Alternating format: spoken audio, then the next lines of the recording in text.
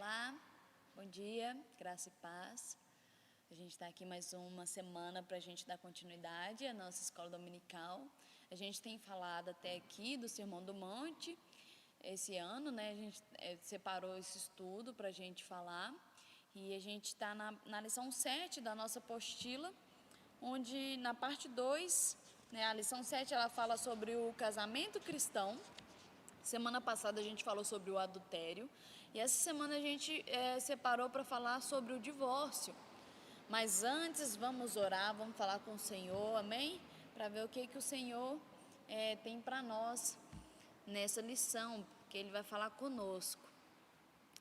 Curva aí sua cabeça onde você estiver, concentre em oração, amém? Senhor meu Deus e meu Pai, em nome de Jesus, te damos graças, Senhor, porque o Senhor é bom e as tuas misericórdias duram para sempre. Ó Pai, nós te agradecemos que o Senhor tem cuidado de nós. Ó Pai, o Senhor tem nos alcançado com a tua graça. Ó Pai, em nome de Jesus, o Senhor, ó Pai, tem nos dado livramento, Senhor. Ó Pai, como é bom pertencer ao Deus de amor, Deus. Um Deus que coopera, Deus, para o nosso bem, para o bem daqueles que amam a Ele, Deus. Oh Pai, em nome de Jesus, eu sei que a gente nem precisaria, nem ousaria te pedir mais nada, Deus, porque o Senhor tem nos dado tudo, Deus. Oh Pai, mesmo assim te pedimos para que o Senhor ouça as nossas orações, nossos clamores, oh Deus. O Senhor tem escutado, eu sei, mas sara a nossa nação, Deus, sara da corrupção, sara, oh Deus, do vírus, sara de tudo, Deus, que precisa, Pai. Oh Deus, em nome de Jesus, que o Senhor seja o centro dessa nação, Pai. Te peço nesse momento sobre a escola dominical, que o Senhor possa falar aos nossos corações, que essa lição, Deus, seja para a edificação das nossas casas, nossos lares, e que o Senhor seja o centro na nossa casa também. Muito obrigada por tudo, Deus. Consagra-te este momento para a honra e glória do teu santo nome. Amém. Amém. Então a gente vai falar aqui sobre o divórcio. Vamos ler o versículo de Mateus. É Mateus 5, que é o do Sermão do Monte. É o verso 31, 30 e 31. 31 e 32, desculpa. Mateus 5, 31 e 32. Diz assim: Foi dito também, aquele que se divorciar de sua esposa deverá dar a ela uma certidão de divórcio. Eu, porém, vos digo, qualquer que se divorciar da sua esposa, exceto por imoralidade sexual, faz com que ela se torne adúltera, e quem se casar com a mulher divorciada está cometendo adultério. Então, semelhante ao que a gente viu acerca do homicídio e acerca do adultério, porque nos 10 mandamentos está lá, não matarás, e também não adulterarás. E Jesus vem e encontra posição, né, trazendo uma amplitude maior da lei. Ele fala, olha, não só isso, não só matar, mas aquele que falar mal do seu irmão ou irá contra o seu irmão também é homicida. Não só adulterar, né, o ato ilícito em si, mas também aquele que com pensamentos lascivos também cometerá adultério. E agora Jesus ele vai, né, mais amplo e diz, também foi dito, ele fala, começa assim o versículo 31, foi dito também que podia dar uma carta de divórcio. Onde que está escrito isso, Camila? Em Deuteronômio, capítulo 24, verso 1. Fala assim, ó, Deuteronômio, capítulo 24, verso 1. Quando o homem tiver esposado uma mulher e formalizado o matrimônio, mas pouco tempo depois descobrir nela algo que ele reprove e por isso deixar de querê-la como esposa, ele poderá dar à sua mulher uma certidão de divórcio e mandá-la embora. Entretanto, se depois de partir de casa ela se tornar esposa de outro homem e este vier a não gostar dela também, igualmente lhe dará a certidão de divórcio e a mandará embora. Ou se o segundo marido morrer, o primeiro que se divorciou dela não poderá casar-se com ela novamente, visto que é considerada cerimonialmente impura para ele. Casar de novo com ela seria uma ofensa abominável contra Deus, o Senhor. Portanto, não permitas que cometam um pecado tão grave assim na terra que o Senhor teu Deus te está entregando como herança. Amém? Ô Camila, mas então a contradição, primeiro dá a carta de divórcio e depois não pode? Jesus vem falar que não pode? Não é isso. A gente precisa entender que o divórcio em si acontecia muito antes disso. Né? Nos livros de Moisés, o divórcio ele era permitido. Né? O que acontece que o Senhor entrega ao seu servo, no caso Moisés aqui, a opção de regulamentar isso, porque a forma que acontecia antes de ser regulamentado era uma forma até cruel e né, injusta, vamos dizer assim. Então Deus, ele vai lá e orienta Moisés para que ele não permita. Não foi Moisés que criou o divórcio, né? Não foi Moisés que instituiu o divórcio. Deus orienta para que fosse regulamentado. E ainda que o conceito geral e fundamental de Deus, né, acerca e idealizado por Deus acerca do matrimônio seja uma fidelidade à aliança que foi feita para durar toda a vida. Então, Deus orienta Moisés para que não ocorra mais da forma como era antes. Mas aí Jesus, ele fala do divórcio, que não é por qualquer motivo, né?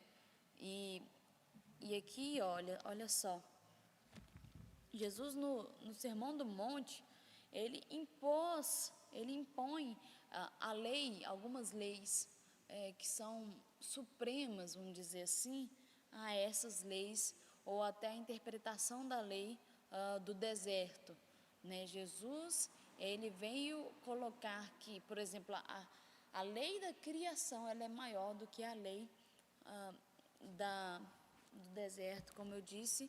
E vamos entender isso melhor, vai ficar mais claro aqui em Mateus, se você puder ir um pouquinho mais para frente, em Mateus 19, no verso 3, Jesus fala assim, ó, Mateus 19, a gente vai ler do 3 ao 9, que diz assim: alguns fariseus também chegaram até ele e, para prová-lo, questionaram-lhe: é lícito o marido se divorciar da sua esposa por qualquer motivo? E Jesus lhe explicou: não tendes lido que no princípio o Criador os fez homem e mulher? E os instruiu por esse motivo: o homem deixará pai e mãe e se unirá à sua mulher, e os dois se tornarão uma só carne? Jesus falou: você não tem lido? Sendo assim, eles já não são dois, mas sim uma só carne. E, portanto, o que Deus uniu, não se separe o ser humano. Replicaram-lhe então, por qual razão mandou Moisés dar uma certidão de divórcio à mulher e abandoná-la? Ao que Jesus declarou: Moisés, por causa da dureza dos vossos corações, vos concedeu separar-se de vossas mulheres, mas não tem sido assim desde o princípio.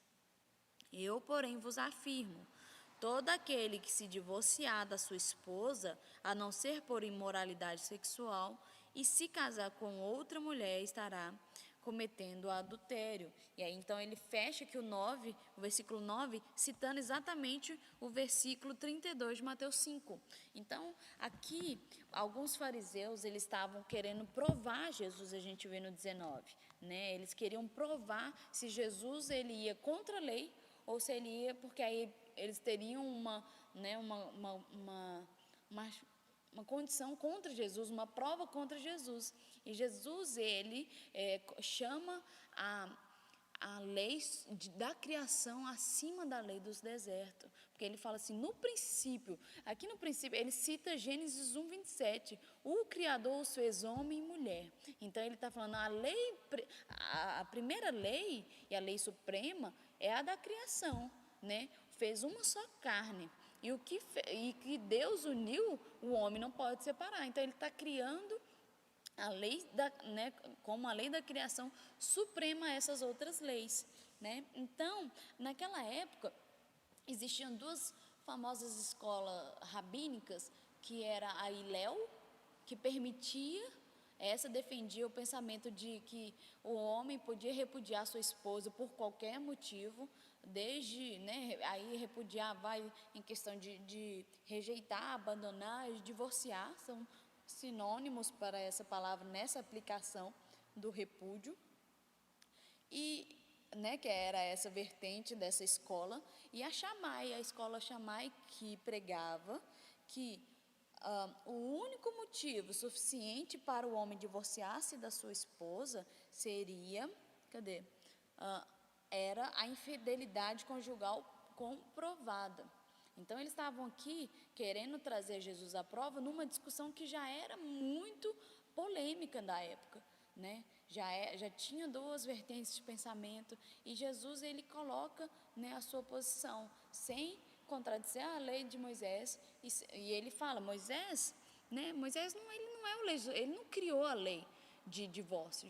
Moisés não era a favor ao divórcio, ele foi orientado por Deus, né?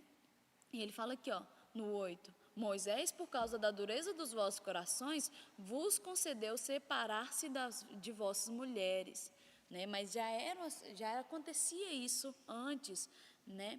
Então eles tentavam, esses doutores da lei, os fariseus, eles tentavam desmoralizar Jesus, pois já era um assunto dividido.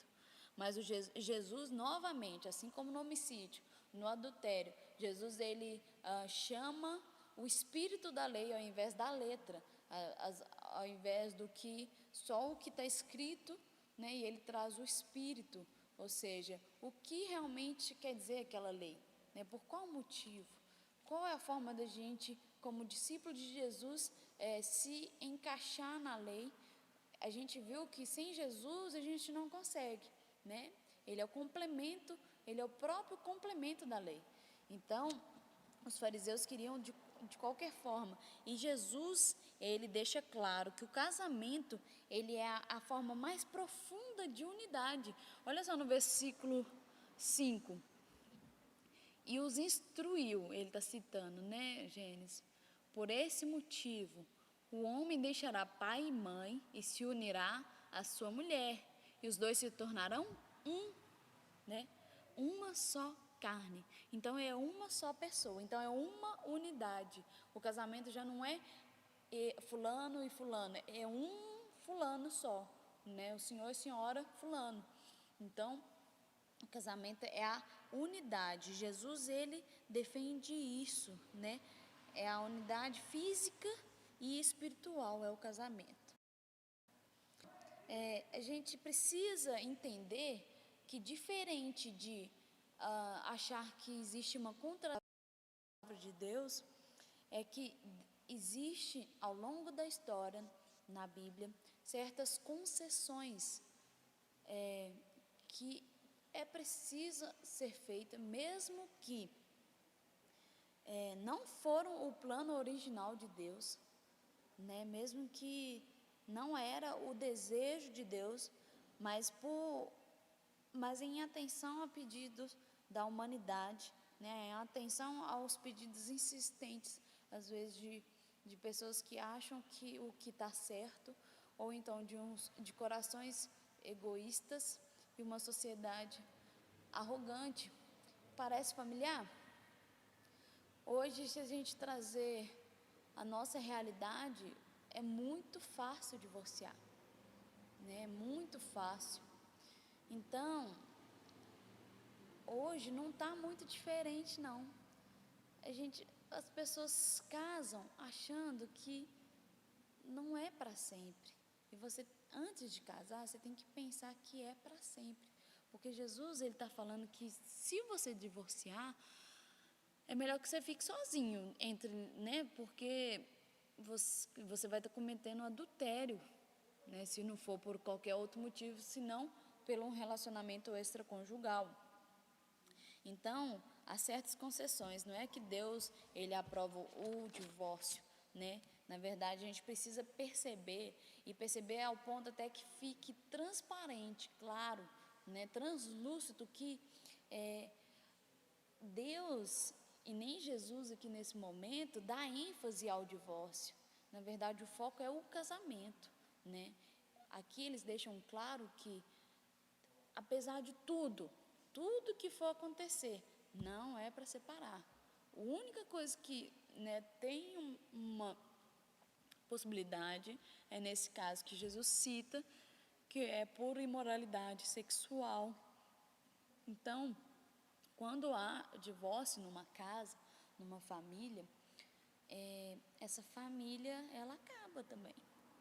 Fica a mãe e as crianças, ou fica o pai e as crianças, mas gera um transtorno, um ressentimento, às vezes culpa, às vezes mágoa, né? Vai gerando e desfaz todo um relacionamento, desfaz toda a estrutura da casa, né? E não tem como falar que é a mesma coisa, não dá, porque a família, cada um na família tem o seu papel e para essa pessoa cumprir esse papel. Então não é aí a mãe, né, agora ela vai ter que ter os dois papéis. Isso não dá certo, né? O plano de Deus é perfeito. A família, ela é perfeita porque é plano de Deus.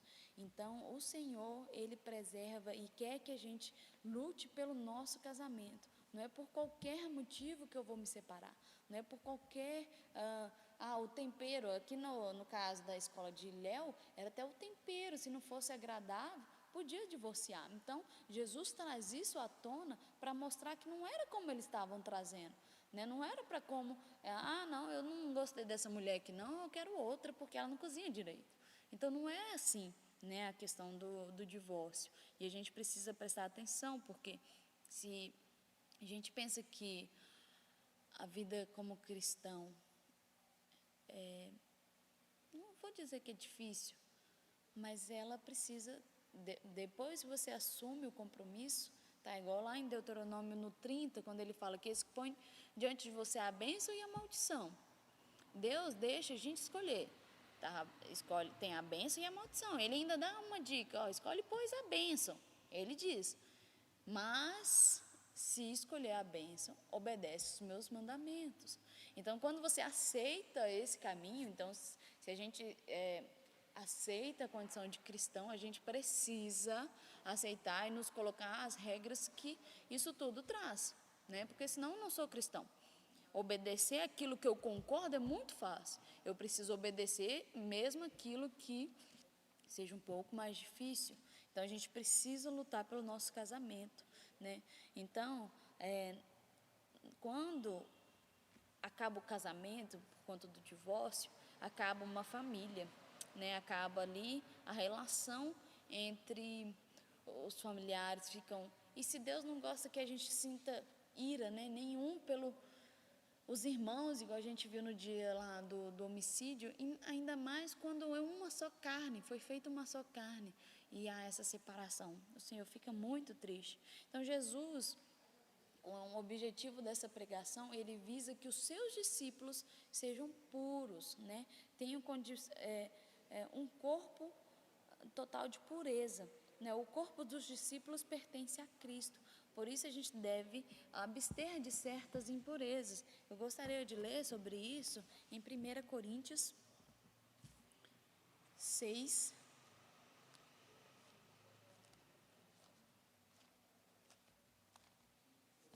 1 Coríntios capítulo 6, versículo 15. 7, 6, 15. E fala assim, vou ler até o 20. Não sabeis que os vossos corpos são membros de Cristo? Tomarei eu os membros de Cristo e os unirei a uma prostituta? De forma alguma. Ou não é de vosso conhecimento que quem se une a uma prostituta torna-se um corpo como ela? Porquanto está escrito, os dois serão uma só carne. Ele está citando o que a gente acabou de falar. Entretanto, aquele que se une ao Senhor, é um só espírito com Ele. Fugir, portanto, da imoralidade sexual. Qualquer outro pecado que uma pessoa comete fora do corpo, os comete todavia. Todavia, quem peca sexualmente, peca contra o seu próprio corpo. Ou ainda não entendeis que o vosso corpo é santuário do Espírito Santo que habita em vós, o qual tendes da parte de Deus, e que não pertenceis a vós mesmos? Pois fostes comprado por alto preço, portanto glorificai a Deus no vosso próprio corpo. A gente sabe muito bem esse versículo do nosso corpo é santuário do Espírito Santo, mas a gente talvez não saiba o contexto que ele foi dito, né? Paulo faz analogia ao corpo. Eu não posso pegar partes do corpo de Cristo, que é puro, e colocar em corpo impuro. Ele dá o exemplo aqui da meretriz. Não pode fazer isso. Então, todo o corpo de Cristo, né, precisa ser puro como ele é. E Jesus, ele traz essa questão do divórcio para que os seus discípulos, né, que são o corpo de Cristo, também sejam puros, né? Em Gálatas, vou aproveitar aqui, estou pertinho. Gálatas 5:24. Isso, 5:24. Fala assim: os que pertencem a Cristo Jesus crucificaram a carne com as suas paixões ou concupiscências e os seus desejos. É o finalzinho, né, das obras do Espírito, os frutos do Espírito e as obras da carne. E o 24 fala: os que pertencem a Cristo Jesus crucificaram a carne com as suas paixões. Ou seja, os que pertencem, os que são de Cristo, né, crucificam as suas paixões, as suas vontades, os seus desejos carnais junto com Cristo, né? A lei, aí a gente consegue entender que a lei se cumpre num corpo crucificado. E o corpo às vezes não é o meu só, mas o corpo em conjunto, né, crucificado. Quando ao casamento, preservá-lo não é uma tarefa fácil.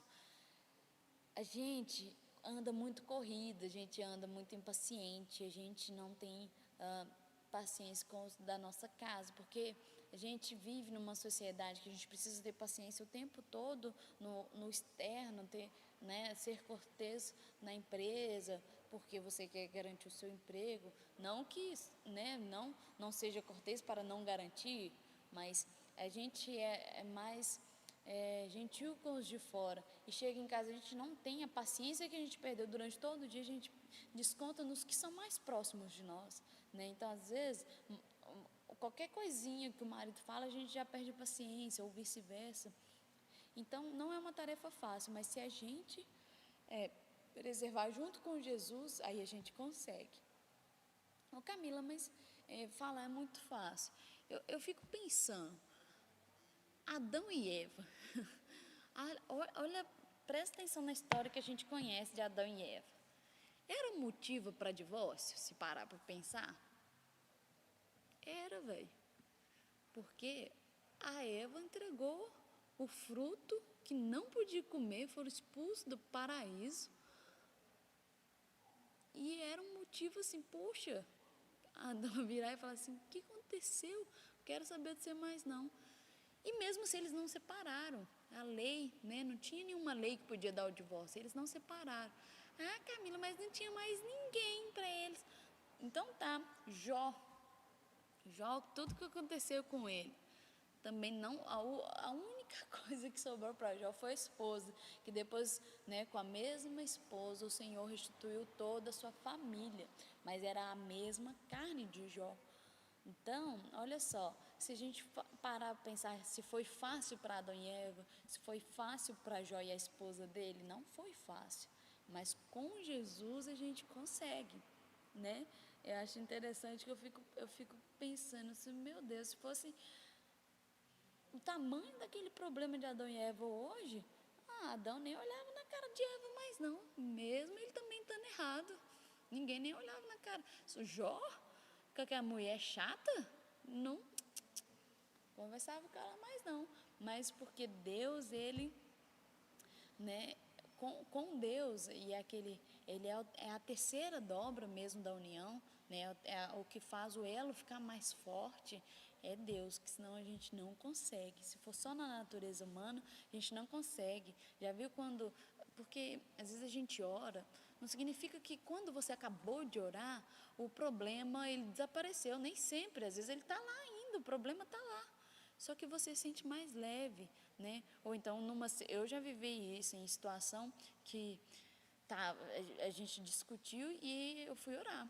Depois que eu orei, a gente foi tão incrível que Deus trouxe o perdão mútuo e não precisou mais discutir, foi perdoado e passou. Então, a oração, né, ela tem esse poder. Jesus, ele entra, quando você chama para ele entrar, a gente consegue vencer certas dificuldades que a gente vai enfrentar, mas isso não é justificativa para o divórcio, né? Jesus mostra que a lei maior, quando você aceitou lá no dia do casamento, seja perante os homens, né, na lei da nossa sociedade, diante de Deus, aqui fala que no princípio, né, o Criador os fez homem e mulher e os instruiu, né, que aí você sai da casa do pai e da mãe e se une a uma mulher, e aí são uma só carne. Depois que você aceitou, tem mais volta não, é só a morte, né? Então, se você pensar bem em divorciar, se prepara para ficar sozinho. Não pensa, vou divorciar, vou casar com outro, porque você vai estar cometendo adultério. É isso que a palavra de Deus, Jesus, garante. Então, o casal, ele deve buscar a sabedoria e força e orientação de acordo com o que caminha, né? À medida com que se caminha no casamento, no relacionamento, o casal deve procurar orientações com Deus. A gente não busca orientação, se eu devo casar ou não, e nunca mais consultar a Deus acerca do matrimônio. Ou eu vou casar e só quando eu tiver dificuldade que eu vou pedir a Deus. Na verdade, a gente precisa andar no matrimônio, no relacionamento um com o outro, numa carne só, e em relacionamento com Deus, para que a cada dúvida, a cada tipo de dificuldade que um casal encontra, busque em Deus primeiro a orientação e a sabedoria. E a gente tira a nossa força de pureza, né, moral, da nossa comunhão com Jesus, né? Jesus é que nos dá força para a gente manter puro diante de tudo isso, né? E a leitura diária da Bíblia, a oração, são forças poderosas, né, que preparam os casais para o poder curativo de Deus. Então Deus, né, a oração, ela tem esse poder. Às vezes quando a gente ora, nem sempre significa que resolveu o problema, mas o Senhor, né, ele traz o perdão, ele traz ali a possibilidade de perdoar. Então, assim como nós somos perdoados, a gente precisa perdoar da mesma maneira. E para finalizar, eu queria ler um texto que fala um pouquinho sobre o lar, aqui que está sugerido na minha apostila, que tem o título de A Coisa Mais Bela do Mundo. Um artista que já era autor de muitas telas de grande beleza, pensou um dia que ainda não havia pintado a sua tela, a tela que seria a suma expressão de sua arte, e como seguisse por uma estrada poeirenta a procurar alguma ideia. Encontrou-se com um velho padre que lhe perguntou o que pretendia fazer. Aí ele disse: não sei ainda. Desejo pintar a coisa mais bela do mundo. Não poderá dizer-me qual seja? É muito simples, disse o padre.